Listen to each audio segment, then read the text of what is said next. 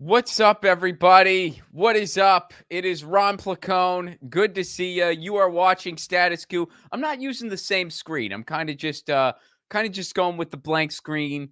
If we feel like it's not working out, I'll go back to the old screen. But I'm mixing it up a little bit. I don't do Get Your News On with Ron anymore. I have a new podcast called 1000 with Ron Placone. So anyway, welcome to Status Coup. We got an awesome show for you today. First of all, it's good to be back. I was in Tokyo, and so it's really great to be back. I missed you all very much. I know we're coming at you a little later than usual because we were on the ground. We're going to get to that first. But before we go there, I'll give you a summary of what to expect on today's show. First of all, things are going on in the government, the Congress and the Senate. Bills failed in both chambers. A bill for border funding a border deal, a bipartisan border deal failed in the Senate. The standalone Israel bill failed in the House. Smash the like button. Smash it. Also, we have another child labor story. We're going to get to that. We have a story that I just have to do. It'll be last. We just got to do it. We're going to be talking about Tucker Carlson and Putin. We're going to be talking about Fox News fine with people beating up migrants live on television, committing assaults on television. Sean Hannity's cool with it. This footage is going to blow your mind if you haven't seen it. I know some of you have probably seen it already. If you haven't, your mind's going to be blown. But first, a big thing that we do here at Status Coup is on-the-ground journalism. That's what sets us apart from a lot of the other outlets. Pretty much all the other outlets, really. Not all, but a lot of them. And Johnny F. on the 1s and 2s and 3s and 4s was at an event in New York City today. This event was a protest for a fundraiser Joe Biden was having. Joe Biden may or may not have realized he was at a fundraiser, but Joe Biden was holding a fundraiser, and this protest happened in New York City. Let's go ahead and watch the summary of the footage, Colin. Free Palestine, stop the genocide. Free Palestine, stop the genocide. Biden, you can't hide. We charge you with genocide. We charge you with genocide. Biden, you can't hide. We charge you with genocide. I'm a Jew. My grandfather and my uncle and other family members were killed in the Holocaust. I know what genocide is. I know how it tears families apart and how awful it is. And as a Jew, as a proud Jew, I stand with the Palestinian people against Israeli crimes. And what would be your message to Biden, who's here today at this fundraiser? Ceasefire now. Stop all funding to Israel. Free Palestine.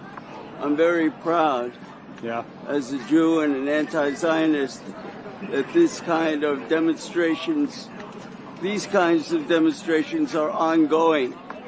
And I hope they won't stop, because there's genocide in Gaza, subsidized by U.S. taxpayer money, on behalf of a fanatical, almost fascistic sect in Tel Aviv that doesn't care about Palestinian life and is hell-bent on destroying Palestine, not just Gaza. They want to get rid of Palestinians, and they called it Judenrein in Germany, throwing out the Jews from Germany.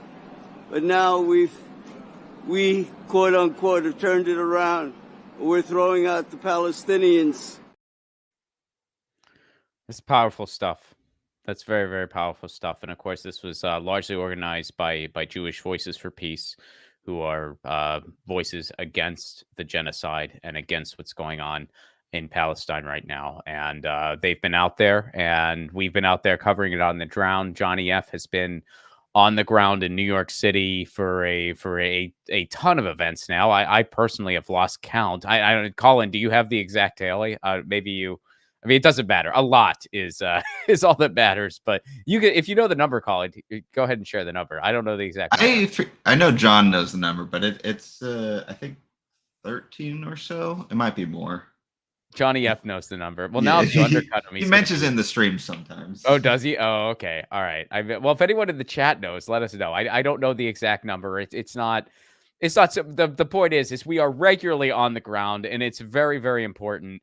And we could not do it without you. So please, if you are able to, become a member at Status Coup. Guys, the reality is journalism, it takes resources, it takes travel, it takes funding, it takes equipment and bandwidth and crazy good internet. It takes a lot of resources. That's why most people don't do it. It's way easier to just talk at a studio. It's way more cost efficient to do it that way.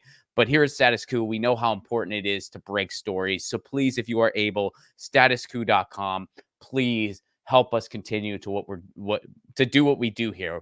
We break stories and then we talk about them on the ground. We talk about them in studio. And even though I myself am not on the ground all the time, Status Lou's on the ground a lot more than me. Tina, Jordan, Johnny F, obviously on the ground a lot more than me. It's still awesome to be able to have this incredible source material to put together shows for you. And I like going on the ground when I get the opportunity. But so please, if you are able, statuscoup.com/join. We could not do this without your help. Shout out to Jewish Voices for Peace. Shout out to Johnny F on the 1s and 2s and 3s and 4s. And of course, shout out to Colin on the 1s and 2s here. Let's go to our first story. Oh, and by the way, we got a new Substack newsletter that I highly, highly recommend. Do you have a promo for the new Substack, Colin? Let's go ahead and get that handsome thing up. The Reality Room. Uncovering the news corporate media covers up. There's Jordan as an astronaut. Jordan's going to space. That's that looks like that should be a cover of a bedtime story he reads to his kid. Jordan goes to the moon with Elon Musk. Just kidding. But yeah, Reality Room, uncovering the news corporate media covers up. That's over at Substack.com. Check it out. All right. Our first story today, we'll go straight to the Tucker Carlson thing because that's today's poll. You guys know me. I like to do a poll. Today's poll is about Tucker Carlson interviewing Vladimir Putin because I got to be honest with you guys. I don't care. I don't. There has been a ton of outrage. Well, first, there has been two extremes, right? One side is outrage that Tucker Carlson is interviewing Vladimir Putin. The other side is giving him a tongue bath. He's interviewing Vladimir Putin. Dude, Vladimir Putin is a world leader. Tucker Carlson is a prominent broadcaster. I don't like either one of them. I think it's absolutely despicable that either one of them has the job that they have. I think it's despicable that Putin is a world leader. I think it's despicable that Tucker Carlson is considered a thought leader in this country. That's frightening beyond comprehension. But it's the reality. If I got bent out of shape every time a pundit I don't like interviews a world leader I don't like, I'd never sleep. I would never be able to fall asleep, folks. Hey, a pundit you don't like is interviewing a world leader you don't like. Oh, in other words, it's a day that happens daily. That's a world. Who's your favorite world leader? You got one? So the poll for today. Well, let's go to the video first. Let's kind of break it down, and then we'll go to Adam Schiff, who is quite a guy himself. But let's go to this video first. We're in Moscow tonight. We're here to interview the president of Russia, Vladimir Putin. We'll be doing that soon. There are risks to conducting an interview like this, obviously, so we thought about it carefully over many months. Here's why we're doing it. First, because it's our job. We're in journalism. Our duty is to inform people. 2 years into a war that's reshaping the entire world, most Americans are not informed. They have no real idea what's happening in this region, here in Russia or 600 miles away in Ukraine. But they should know. They're paying for much of it in ways they might not fully yet perceive. The war in Ukraine is a human disaster. It's left hundreds of thousands of people dead, an entire generation of young Ukrainians, and it's depopulated the largest country in Europe. But the long-term effects are even more profound. This war has utterly reshaped the global military and trade alliances. And the sanctions that followed have as well. And in total, they have upended the world economy.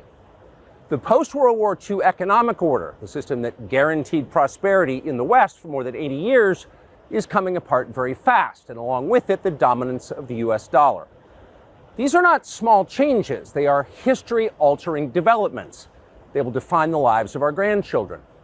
So, again here, look, I agree with Tucker Carlson on virtually nothing. I'm not a fan of the guy. But I don't get, I mean, he shouldn't have to justify talking to Vladimir Putin.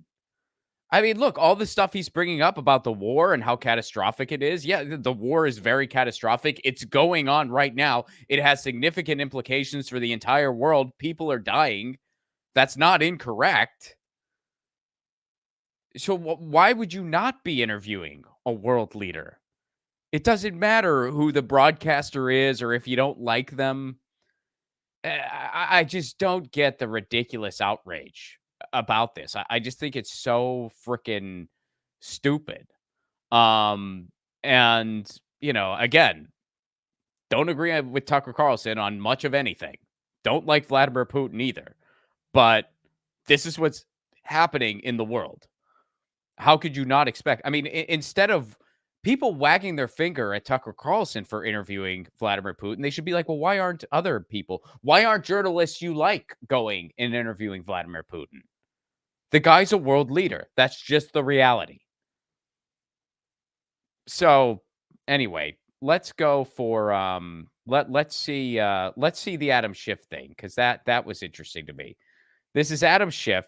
There are idiots and useful idiots and really, really useful idiots and Tucker Carlson. So that's Adam Schiff's tweet. So I guess Adam Schiff, who by the way, no fan of Adam Schiff's. If there's one thing Vladimir Putin, Tucker Carlson, and Adam Schiff have in common, I'm not a fan of any of them. And Adam Schiff is a warmonger of warmongers. Adam Schiff has never seen a war he didn't like. I'm not sure how that guy is a Democrat even. I don't know. I live in Los Angeles. I don't live in his district, but I live in Los Angeles. He has done nothing for his district. He's never there. He has built an entire career for himself out of Russiagate. He's literally made a stage production out of it. Adam Schiff toured theaters babbling about Russiagate. Adam Schiff never seen a war he didn't like. I don't know what about this guy is even for I don't know why he's not a Republican even. I think it's because he just, Republicans talk icky. I think that's it. I think that's about it for him. Because he's not even really all that socially progressive. I mean, I guess he has to put that hat on because he's in California. But anyway, so let's go back to the tweet. So he goes, he says there are idiots and then there are Tucker Carlson. That's his tweet. So he's outraged about this. Gee, I wonder if Adam Schiff is covering something up. Let's go to that other tweet, Colin. Adam Schiff was one of only 46 Democrats who voted to transfer $17 billion in weapons to Israel. By the way, this bill failed. We're going to go to that story next. For its genocide in Gaza. We can do better than elect Schiff, who aids and abets genocide. And then there's a call to elect Barbara Lee, which out of that race, yes, Barbara Lee is by far the best candidate out of that race by far. So I do hope Barbara Lee wins. But yeah. So Adam Schiff, well, he's wagging his finger at Tucker Carlson for doing an interview, which whether you like it or not, that's Tucker Carlson's job. I have no problem with Tucker Carlson interviewing Putin. Meanwhile, while Adam Schiff's wagging his finger at Tucker Carlson and liberals are cheering on Adam Schiff, he's voting to just send a ton of war money to Israel because he's for that war. Adam Schiff's a warmonger. So today's poll is, do you care? Do you care that Tucker Carlson is interviewing Vladimir Putin? Or however, how do we word it, Colin? Do you? Yeah, I think that is how we worded it. Do you care? And when I say do you care, I basically mean like do you find it offensive that he's interviewing Vladimir Putin? My answer, I think, obviously, no, I don't. I don't care that he's interviewing Vladimir Putin. Some of you are saying Tucker's not a journalist. No, he's not. He's a commentator, a pundit, whatever you want to call it, propagandist, really. But, the reality is the guy has a huge platform. The guy was on cable news for many, many years, and he's interviewing Vladimir Putin. That's not, I personally, I don't care. So there you go. So the poll is, do you care? The Tucker. And if you're offended by it, why? Why is it offensive that somebody's interviewing a world leader? And if it's just, well, I don't like the pundit. Okay. Which pundits do you like? So like who should be interviewing world leaders? Speaking for myself, if the only people who interviewed presidents were journalists that I liked, I don't think anyone would ever interview a president. I don't think, like who interviews presidents? Thank you, Brett. Brett had the right answer. Brett, you win YouTube for today. Anyway, and yeah, Holly brings up Oliver Stone. He did an entire interview series with Vladimir Putin. And that didn't offend me either. You know what I mean? Like it's like, and if you're offended by one or not the other, you got to kind of check your own bias. Like obviously I like Oliver Stone. I do not like Tucker Carlson, but I would not be offended by either one of them interviewing Vladimir Putin. All right, I think I've made the point. But cast your vote now. And if you are in from an alternative viewpoint, please let me know why. We like to have discussions here. Of course, keep it civil, keep it constructive, and leave a super chat, would you? It's just me, leave a super chat. I love talking to you. It helps keep the show on the air. So please do leave a super chat if you are able. So let's go to these bills. One of them, Adam Schiff was for, and it failed anyway. Two bills. I said Beals. Two Beatles are still with us, and two are not. And it's very sad. Never got to see John Lennon. Never got to see George Harrison. That'll hurt forever. All right. So let's go to the bills, Colin. We'll start with the here. Hold on. We'll start with the Democracy Now, the border bill.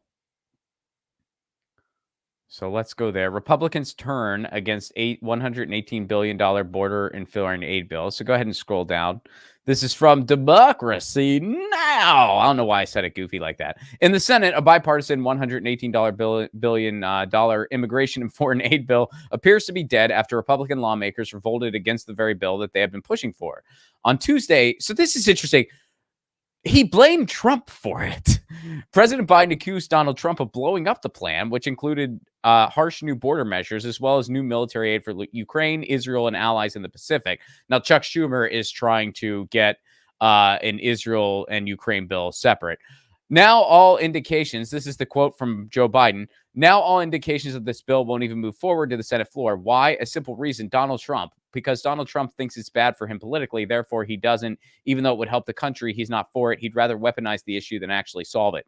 This is probably the first time. Now, look, I like Donald Trump as far as I can throw him. I like Joe Biden as far as I can throw him. But this may be the first time in history where a sitting president blames a former president for policy not getting passed. I'm sorry. Donald Trump is not in office. Like Donald Trump's not the president right now. I know some people still haven't comprehended that. It's almost time to elect a new one. Some people still have not comprehended Donald Trump is not president. All right, let's go back to the Democracy Now piece here. So the ACLU has warned that the bipartisan deal would have eviscerated longstanding asylum protections and forced the government to summarily expel people from the southern border without due process. So this bill is not a good bill. It got shot down, and the reason it probably did not make it was because of just political reasons. But still, this was a bad bill that makes things even more brutal at the border and gave more war money and it didn't pass. And Joe Biden's complaining about it, and he's blaming Donald Trump. Now, of course, it's not like the Republicans and Donald Trump are opposed to what the bill would do. They just don't want to see it through because they're just squabbling about it and blah, blah, blah. All right, so let's go to the other bill. This is the House Solo Israel bill that also failed. This is from Politico here. House fails to pass standalone Israel aid bill. Now they're saying that this is also just a political stunt by Republicans and the Speaker. The House failed to pass a clean. I love the war lingo here. It's a clean $17.6 billion Israel aid bill. It's a clean bill. God, you gotta love that verbiage. On Tuesday, as Congress struggles to find some vehicle that could clear critical money for foreign allies. Yeah, what's Israel going to do? They're not getting any money to blow up innocent women and children. The measure to aid the U.S. ally in its war against Hamas went down 250 to 180 and was considered under an expedited procedure requiring 2/3 support. Nearly 4 dozen Democrats voted yes, Adam Schiff among them, while more than a dozen Republicans opposed the measure. Well, actually, this was in the House, so that would have been that would that would have been where Adam Schiff was. The White House has derided it as a cynical political maneuver as Republicans roundly reject a more comprehensive and bipartisan border security foreign aid deal negotiated in the Senate. It's just a political stunt by the Republicans and the Speaker, said Rep. Rosa DeLauro of Connecticut. This political stuff does not include any humanitarian assistance. So that's another thing to keep in mind here. This quote-unquote clean bill didn't include any humanitarian assistance. That's why all of the, progressive by congressional standards, which means not all that progressive at all, but progressives by congressional standards, did vote against this as well. And there's a quote from Pramila Jayapal here. There's no conditions on any aid, and there's horrific stuff going on. There's no Ukraine aid in here. This is just a way for Speaker Johnson to try to change the discussion. So all of those bills went down today. Those are 2 bills that just straight up went down today. And they're all bad bills. So that's a good thing, even if they just went down for just kind of political nonsense reason. It's still good that they went down. But isn't it interesting that this is the big, they're playing politics. And isn't it interesting that Joe Biden literally blamed Donald Trump for it? And nobody's checking that. Nobody's going like, hey, he's not president, dude. He's not president. All right, let's go to child labor. So you guys know that I have been covering different stories that have been happening in regards to child labor, because I truly believe that we're going to see a return to child labor, a straight up full return to child labor before we see living wages in this country. I hope I'm wrong. In fact, this entire segment should just be called, I hope I'm wrong. But sadly, we keep seeing example after example after example. It used to just be there was like one goofy, for instance, we covered it here on Status Coup. And you kind of thought, okay, they're going to nip this in the bud. But then it kept happening and happening and happening and happening. You know why? Because the toothpaste is out of the tube now, everybody. The toothpaste is out of the tube. And once it gets out of the tube, it doesn't go back in. So let's go to the More Perfect Union assessment here. This is from Twitter. I refuse to call it X. I will never, ever call it X. It's Twitter. It will always, always, always be Twitter. A Popeyes franchise in California has been fined $212,000 for breaking child labor laws and other violations. Kids as young as 13 were working at multiple Popeyes, and bosses were stealing workers' overtime pay. This is the 3rd time that the franchise has been cited. When it's the 3rd time, you know what that means? That means it's the cost of doing business. So this is likely going on a large scale, and that fine is just the price of doing business. That's what's going on here. Let's go through the thread, Colin, because I think More Perfect Union had a little more there.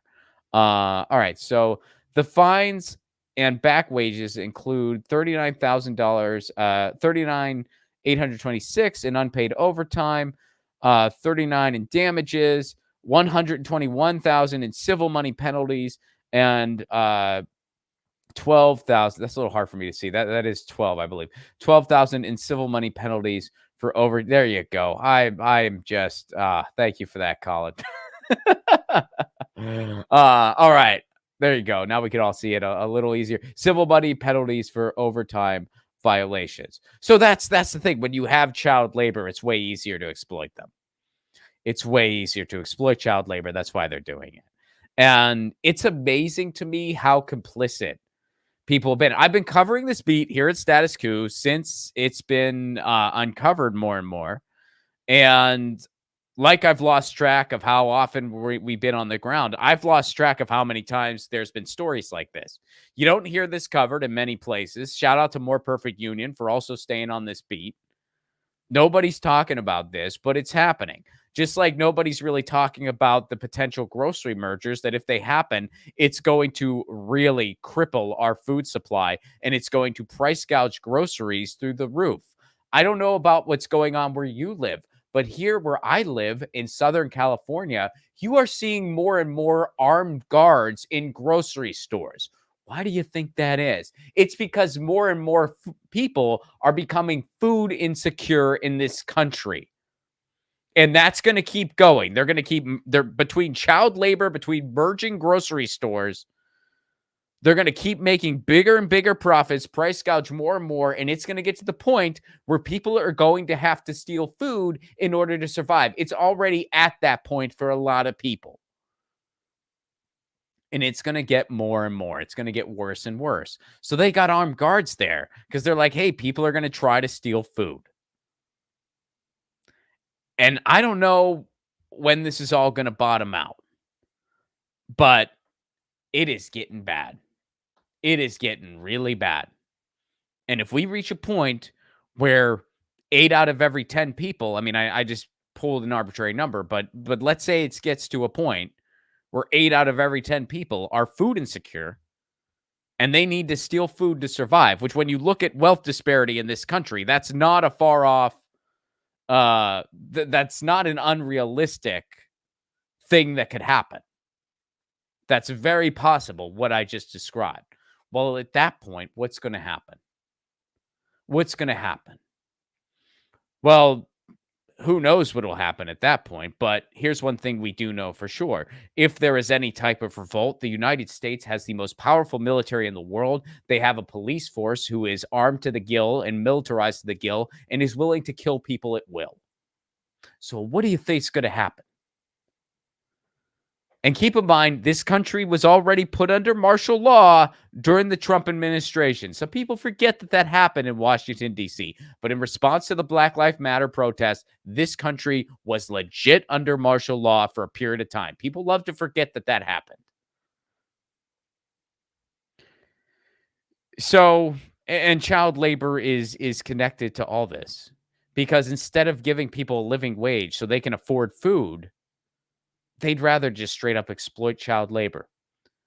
We already have less vacation times than medieval peasants. Well, now we're going to have a social society that's similar. We have less time off than the robber barons did. We have our iPhones, though. We do have those. So that's been another edition of Holy Shit, I Hope I'm Wrong. Boy, do I hope I'm wrong. But here you go.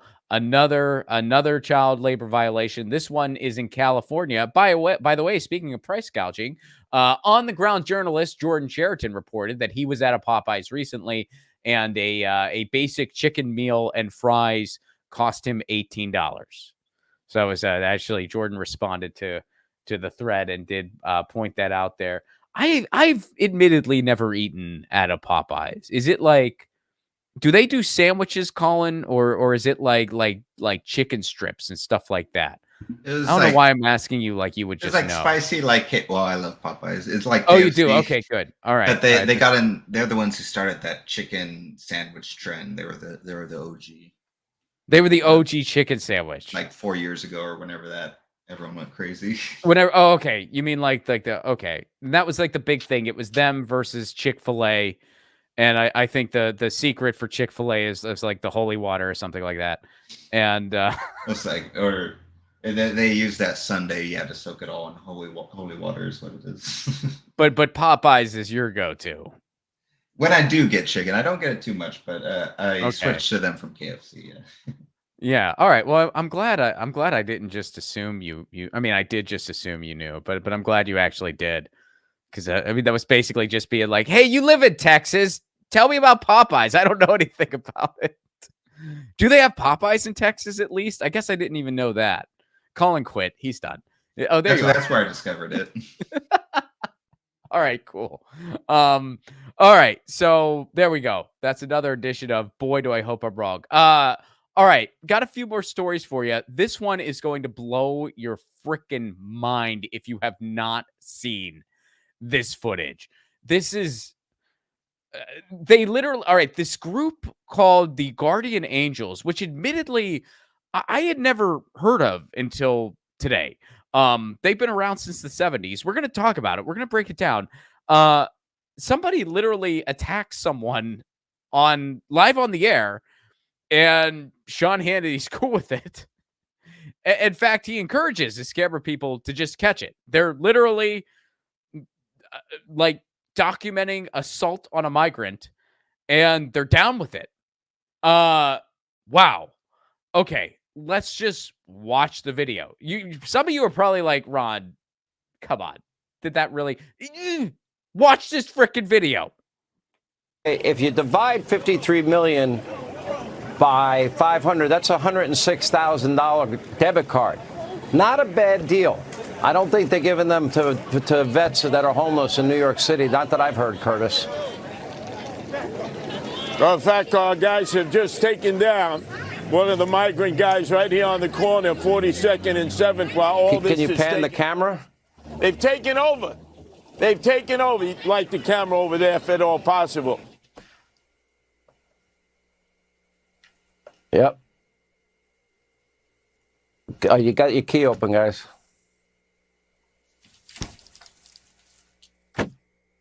It's out of control.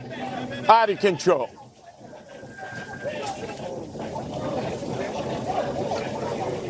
There.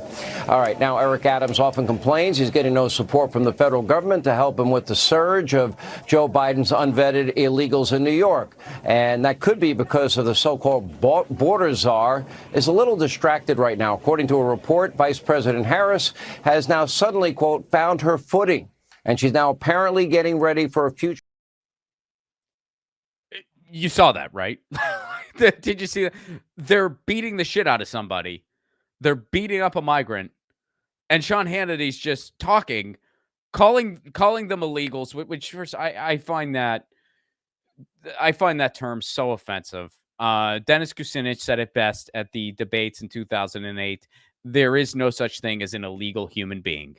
And yet Sean Hannity still uses that type of verbiage, calling people illegals. It's so disgusting. And then they're basically celebrating a group of people who have basically anointed themselves cops, and they're just beating the shit out of this person for no reason.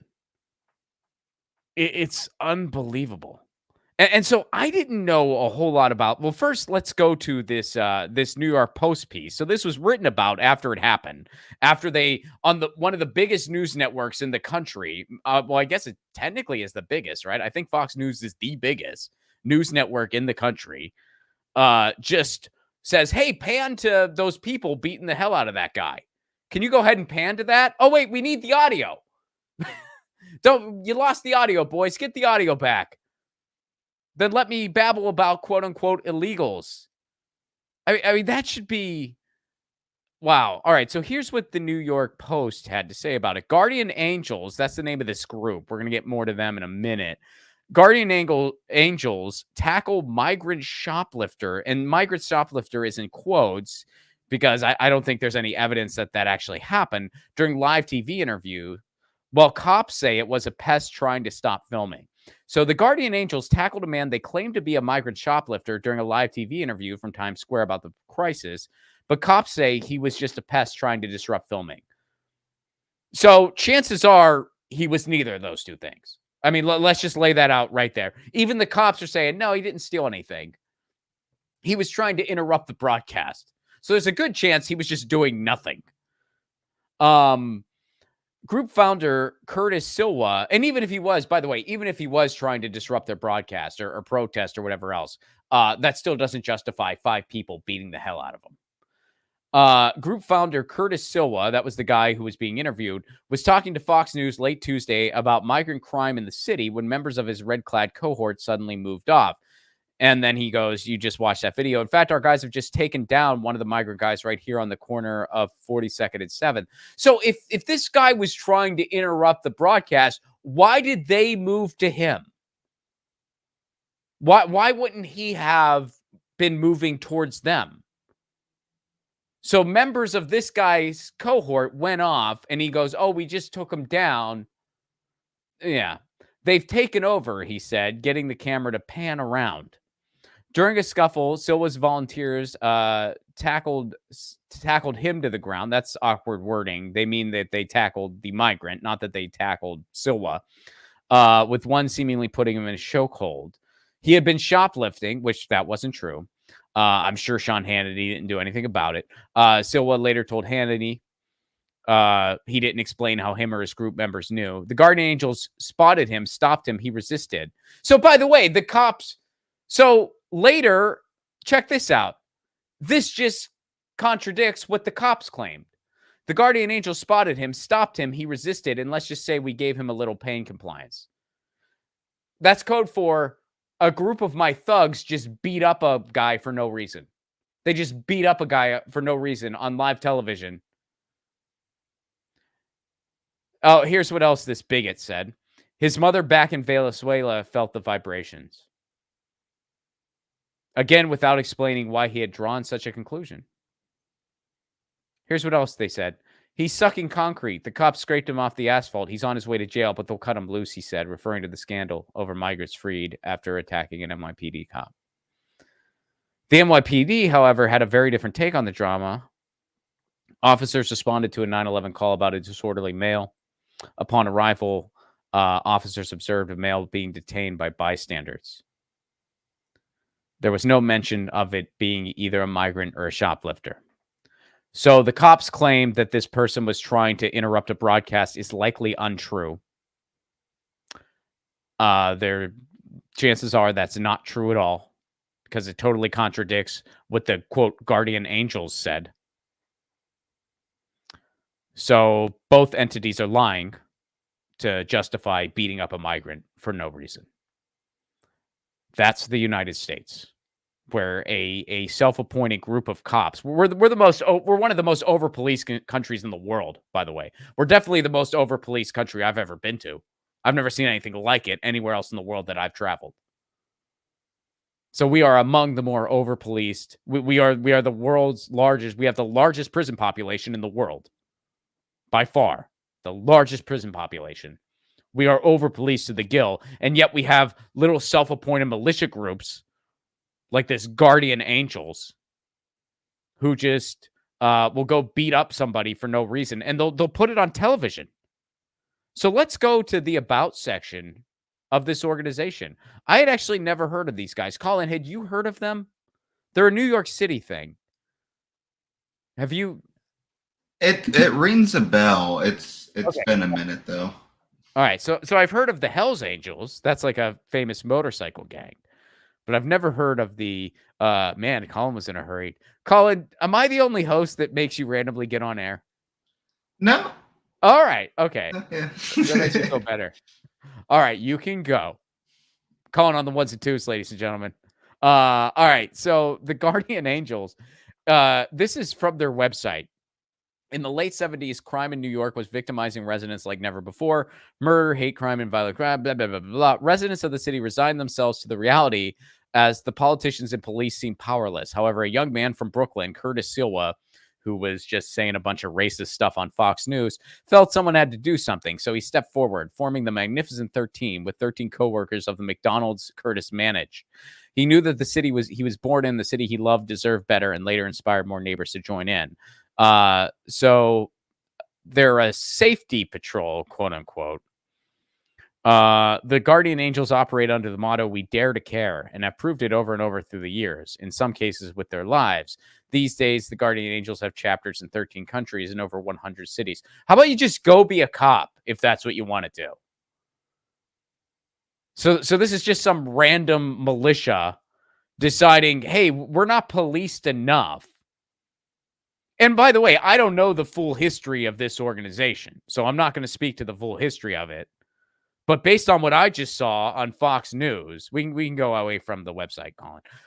Based on what I just saw on Fox News, they're just a group of wannabe cops who just beat up a guy for literally no reason. And both them and the cops lied about the situation. Oh, he was trying to interrupt the broadcast. Oh, just kidding. We have no evidence of that. Oh, he was shoplifting. Just kidding. We have no evidence of that whatsoever. Basically, they were just like, that person's a migrant. Let's just beat the hell out of him. Wow. That video is just chilling. That video is chilling. Wow. Boy. All right. Guys, the last story today. This is... So, all right, let's set this up. I'll give you guys a little peek under the hood. The way we do things here at Status Coup is, or the way I do it, at least when I'm hosting, is I'll start a thread of different things I want to talk about on the show, and then Jordan will give some input, Colin will give some input, Colin arranges it on the production end with the videos and stuff like that, usually in the green room. Colin at the green room. We're physically in different places, but Colin and I will go through the running order a bit, and I'll kind of like check on the videos and stuff, and Colin will tell me if there's anything I need to know. But anyway, the point is, we send an email and it says today's thread, and I usually have a title for each thing I want to talk about. The title that I put for today, this next story, literally said, "I'm sorry, we have to do this." Colin, when you first saw that, what did you think it was? I was trying to think with you, but I guess it would probably have something to do with maybe music or something. So it did, Colin. You were correct. It does have something to do with music, guys. Music history has been made. Literally, it has. Music history has been made. But boy, this is some interesting music history that has been made. Now, again, this story was under the title of, "I'm sorry, we have to do this." All right, let's go to the headline, Colin. This is from Stereo Gum. America finally has a top 40 hit with "fart" in the title. We did it! We did it! Oh, man. And that is, by the way, how it starts. We did it. Joe, America finally has a top 40 hit with "fart" in the title. Ice Spice's new single, "Think You the Shit, Fart," in parentheses, made it into the esteemed annals of the Billboard Top 100. And it is now the only song so far to grace the charts with the word "fart" in its name. The song debuted at 37. It like squeaked out of nowhere, you guys. It was number 37 on the Hot 100, becoming Ice Spice's highest charting solo single. That's charting, not charting. Look, I don't want to toot Ice Spice's horn, but I gotta say, I mean, this is not just something blown in the wind. I mean, this is quite, most music doesn't make it out of the bowels of the internet, and here this is topping the charts. And look, I'm not, a funny poop joke is not beneath me. A funny fart joke is not beneath me. My favorite song that I do think is a giant poop joke is the song Horror Business by the Misfits. Now, it has not been confirmed 100% one way or another that song is a giant poop joke. It's disputed. And Glenn Danzig, pretty strange guy. Don't agree with a lot of his politics, by the way.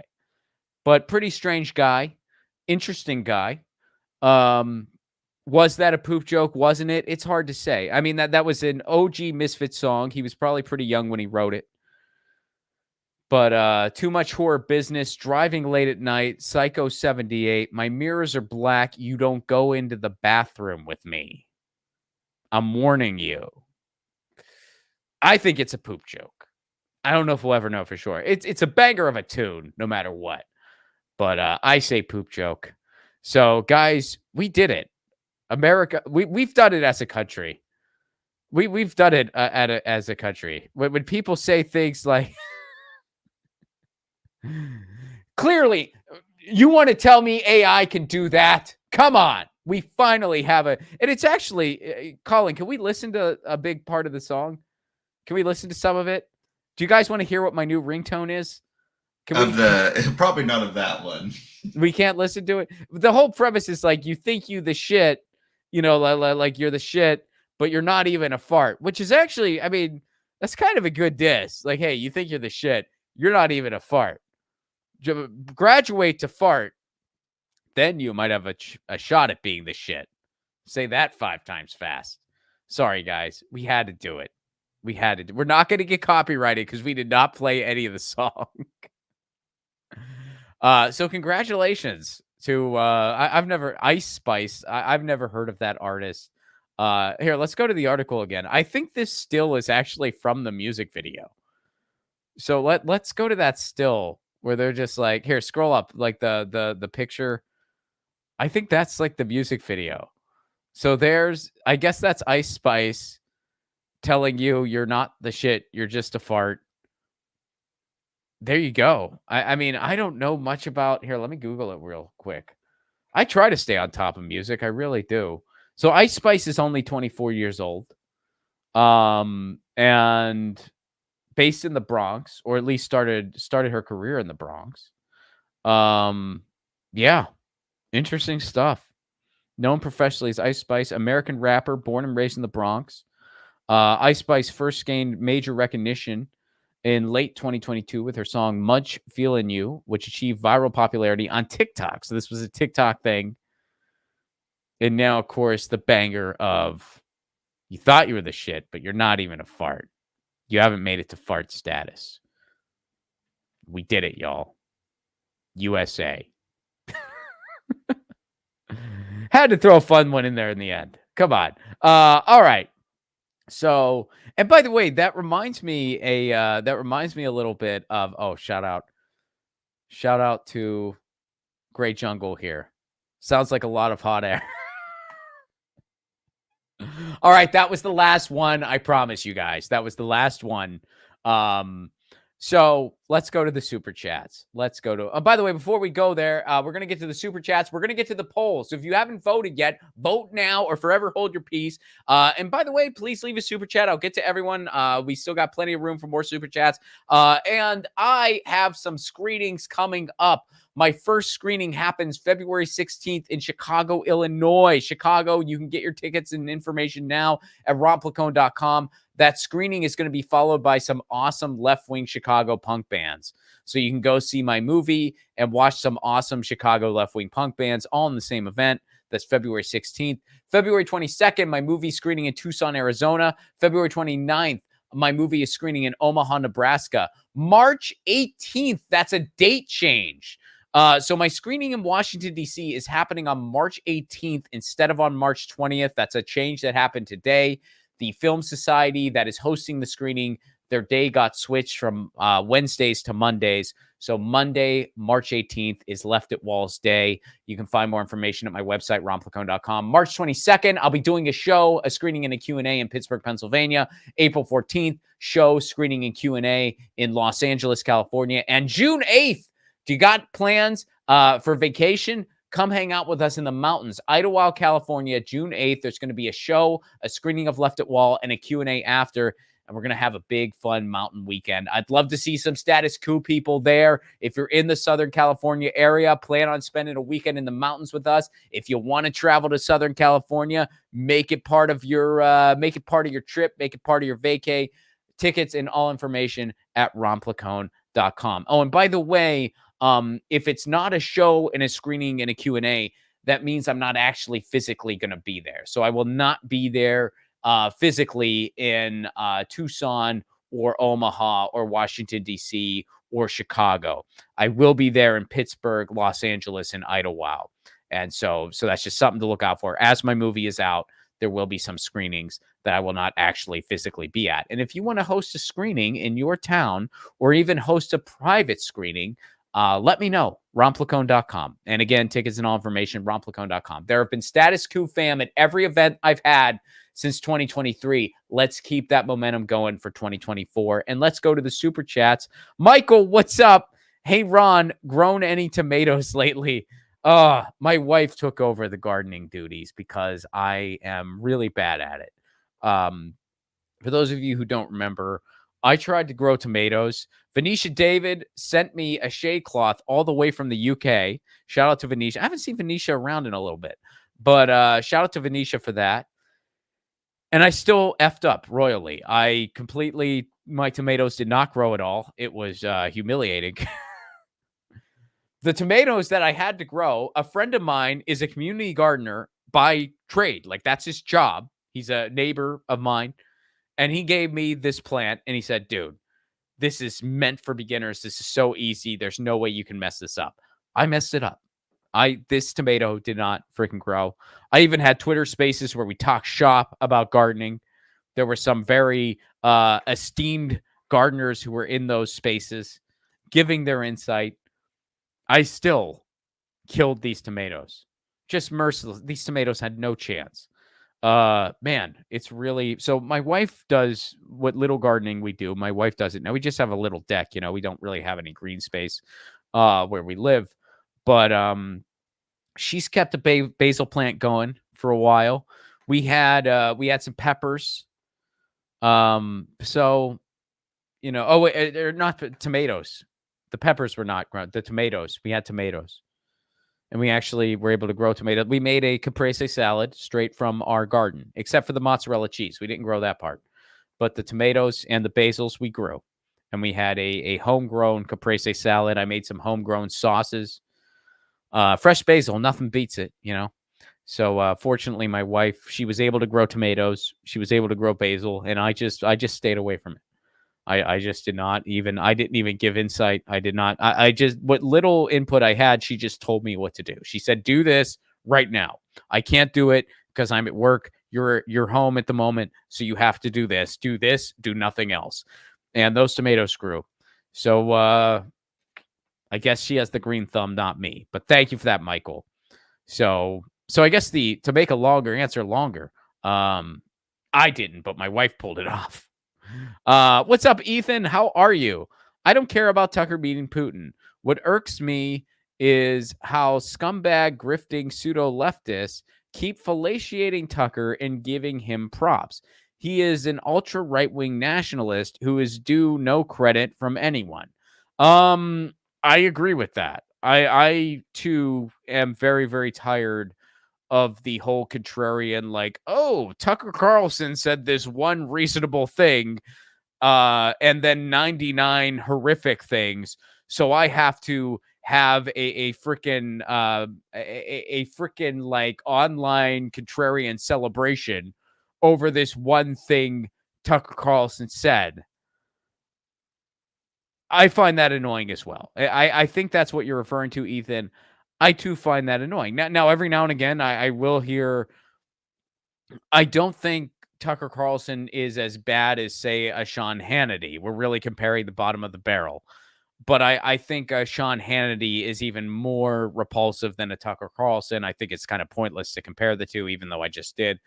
But yeah, I hear you. I'm kind of tired of the whole, like, oh, well, actually, Tucker Carlson is like, no, dude, the guy, you don't have to go nuts over the one thing. I mean, look, Why is it only in like online spaces? Why is it only when someone like Tucker Carlson does that happens? You know what I mean? You've never seen in those same online spaces, you never see people wetting themselves when, say, somebody like Rachel Maddow says something they agree with. You know what I mean? Like, if I sat and watched all 3 hours of or however long her show is. I don't know how long is Rachel Maddow's show? Don't know. It's not important. But my point is, if I sat and watched Rachel Maddow day in and day out, there would be some things she would say that I would probably agree with. I'd imagine. I'd imagine she would say something, especially if it's something about social issues or something like that, where I would agree with that. Like, yeah, I agree with what she just said there. You never see anyone being like, oh, well, Rachel Maddow said something that I agree with.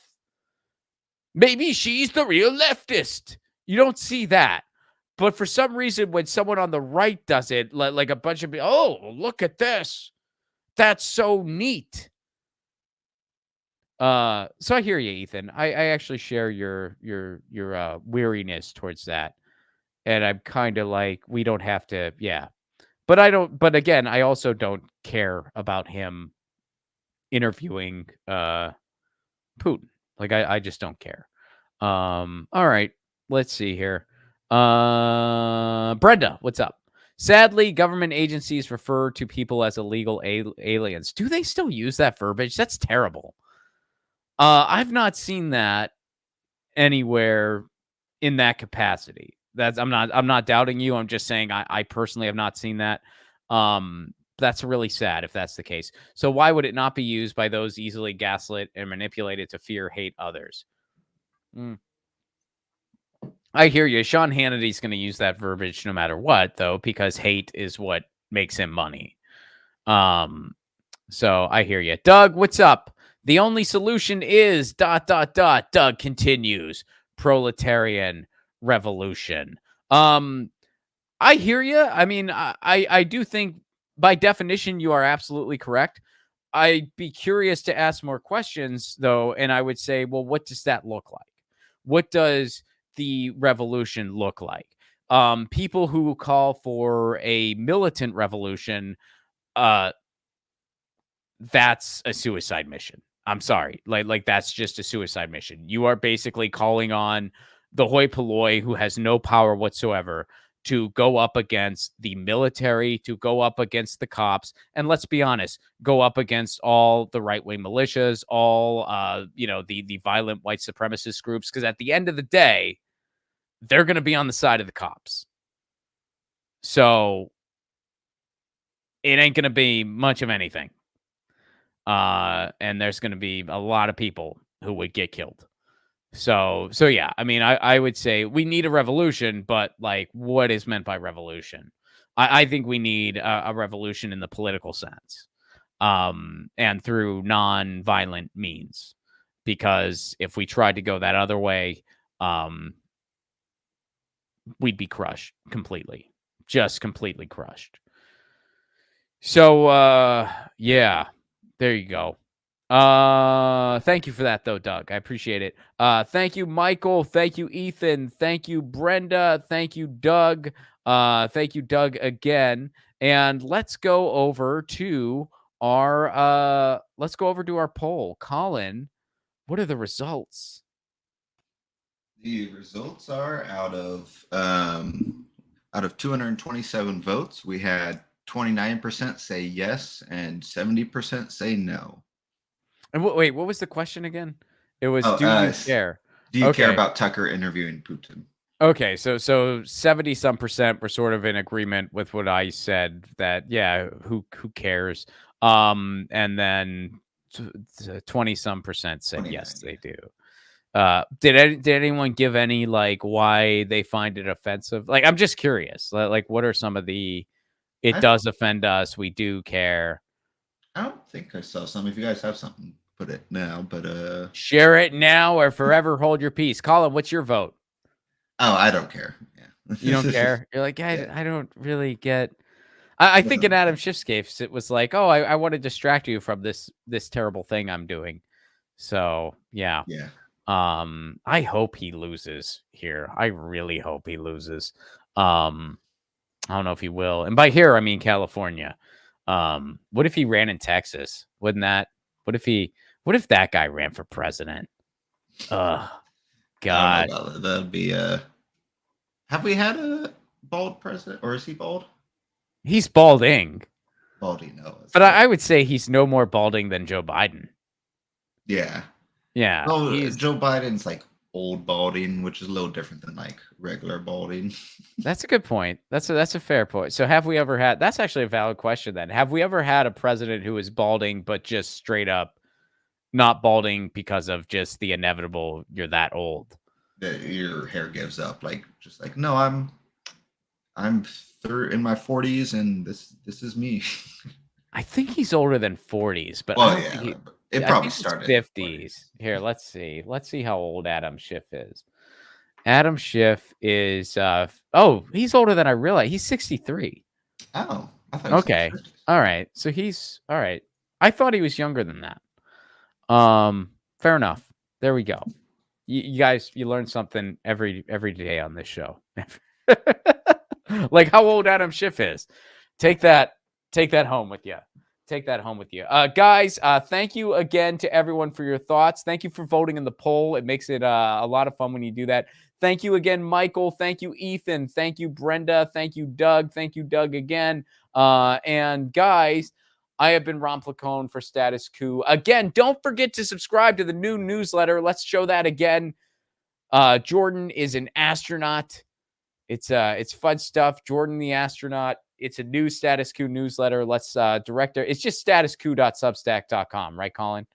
You don't have to like reprogram it. There we go. That works. Yeah, statuscoup.substack.com. Subscribe to the new newsletter. And again, thank you so much for supporting the On the Ground coverage today. If you are able, please become a member. statuscoup.com/join. That helps fund on the ground journalism. Status Coup is filling in the gap that the corporate media failed to fill in. We are one of the only entities on the ground. In some cases, we are literally the only entity on the ground. We're the only entity on the ground for the entire UAW strike. We're pretty much among the only entities in East Palestine. We're among the only entities, maybe the only, in Flint. So please, if you are able, statuscoup.com/join. We have a corporate media that is failing miserably. So independent media needs to fill in the gap. And we don't live in a country where journalism is considered a public good, where journalism is funded properly. So each other is all we have. So if you're able, statuscoup.com/join. Tony, what's up, my friend? Good to see you. And by the way, I hope you can catch my movie next week. Or is it next week? It's like, I know you're in Chicago. And February 16th, I hope you can catch my movie. Ron, love you. Democrats need to earn votes. I am with you. Yes, they do. Thank you for that, Tony. And good to see you, man. It's been a few minutes since I've seen you around. Always good to see you around. So guys, thank you so much for that. So let me do another last round of thank yous before we sign out here. Michael, thank you. Ethan, thank you. Brenda, thank you. Doug, thank you. Tony, thank you. Thank you, everyone who voted in the poll. You know, we love doing the polls. It's a lot of fun. Makes it quirky and interesting. You can see all my screening schedule and all my show schedule at ronplacone.com. Grab those tickets. Please check out my new podcast, by the way. It's called 1000 with Ron Placone. You can get it wherever you get your podcast. Again, that's 1000, just the number 1000 with Ron Placone. You can grab that wherever you get your podcast. My guest this week is Mike Figueredo of the Humanist Report. So it's an interview show where I interview 1,000 different people that have piqued my interest in some way. So yeah, guys, thank you for being here. Subscribe to the new Status Coup newsletter, statuscoup.substack.com. And this is Ron Placone for Status Coup, signing out.